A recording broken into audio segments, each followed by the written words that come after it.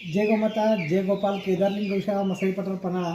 तर आज आपण आपल्या गौशाळेतलं एक दृश्य, तर या आपल्या गाई कशा पद्धतीने निवांत बसलेले आहेत आणि तुम्ही बघू शकताय हा आपला सगळ्यांचा आवडता लाडू, हे लाडू.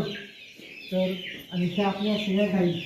तर या थोड्या वेळानं मसाई पठाराला चरण्यासाठी ह्या गाई जातात. तर तुम्ही बघू शकता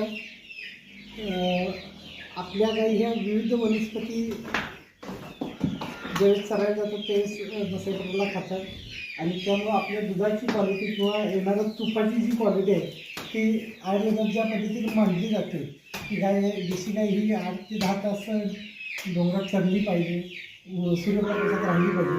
तर हे सात्विक आणि एक वात्सल्यपूर्ण दूध आपल्याला आरकेनगरमध्ये मिळू शकते. तर तुम्ही बघू शकता हे आपले देशी गाई आहे, त्यात गीर आहेत, कांकरेज आहेत. तर अतिशय सुंदर आणि चांगल्या पद्धतीच्या गोशाळेत त्या गाई आणि निवांत चरताना. तर तुम्ही बघू शकताय. तर तुम्ही बघू शकताय ही आपली राधा, ही राधा बघा, ही बरोबर तिने एवढ्या सगळ्या गायींच्यात आपली आई तिला ओळखली. ही अशा पद्धतीनं जर तुम्ही एक सुंदर दृश्य बघू शकताय. तर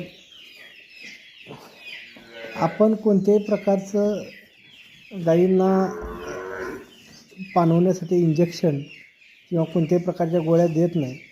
तर हीच खरं मातृत्व असलेलं दूध जे वासरानं पिल्यानंतरनं गाईला पाना सुटतो आहे. अगदी थोड्या वेळात तुम्ही बघू शकताय. तर हे अशा पद्धतीनं सात्विक दूध हे बघा.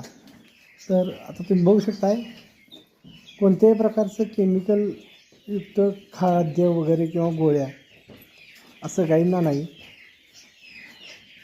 आता ही गाय आपली पाणवली आहे वासराच्या दुधापासून. तर ही सुंदर अशी आपली गौशाळा ही आपल्या सर्व गाई. आणि आता तुम्ही बघू शकताय हे वासरू दूध पिते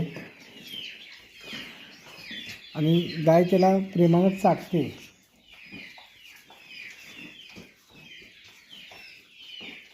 ज्यावेळेस गाय आपल्या अतिशय प्रेमानं वासरासाठी दूध सोडते, वासल्य पूर्ण प्रेमानं. तुम्ही बघू शकता हे गाईचं प्रेम आपल्या वासरासाठी आहे.